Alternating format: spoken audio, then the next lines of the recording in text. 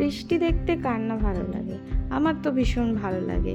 কিন্তু এই বর্ষাকালের অবিরাম বৃষ্টি ভালো লাগার সাথে সাথে সেখানে মনে দুঃখ হয়ে যায়, কারণ এত টানা 1 সপ্তাহ ধরে বৃষ্টি চলতে চলতে আমাদের এখানে প্রচুর হাঁটু সমান জল জমে গেছে রাস্তায়।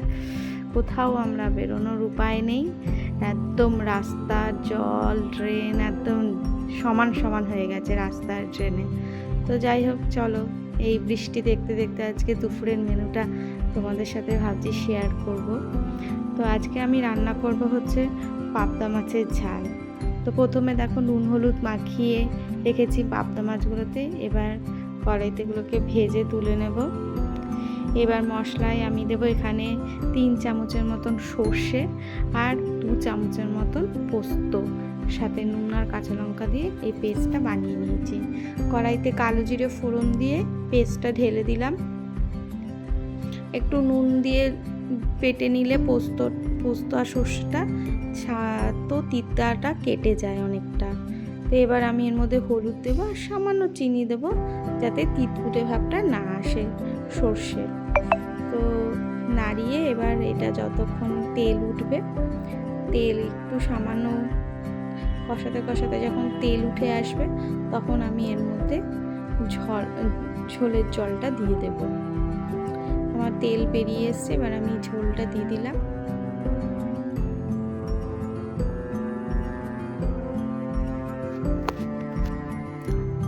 এবার ঝোলটা যখন ফুটে উঠবে, তারপর আমি মাছগুলোকে ছেড়ে দেবো। তখন এই তো ঝোলটা ফুটে এসছে, এবার আমি মাছগুলোকে ঝোলের মধ্যে দিয়ে দেবো।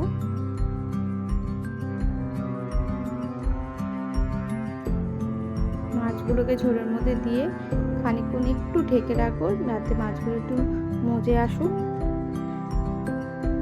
এবার মাছগুলো আমার একটু মজে এসছে। এবার নামানোর আগে আমি এর মধ্যে একটু কাঁচা সরষের তেল, ধনেপাতা কুচি আর চিড়ে রাখা লঙ্কাগুলোকে দিয়ে দিলাম।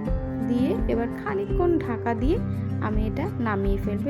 এই 5 মিনিটের মতন ঢাকা দিয়ে রাখবো, রেখে এটাকে আমি নামিয়ে ফেলবো।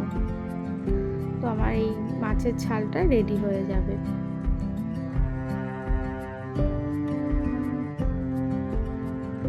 এই পাবদা মাছের ঝালটা আমার ভীষণ ভালো লাগে খেতে। তো এই দেখো আমার রেডি হয়ে গেছে, সময়ও খুব কম লাগে এটা বানাতে। তো পাবদা মাছের ঝালটা রেডি হয়ে গেছে। তো আজকে দুপুরের মেনুতে রয়েছে ভাত, সাথে উচ্ছে ভাজা আর পাবদা মাছের ঝাল।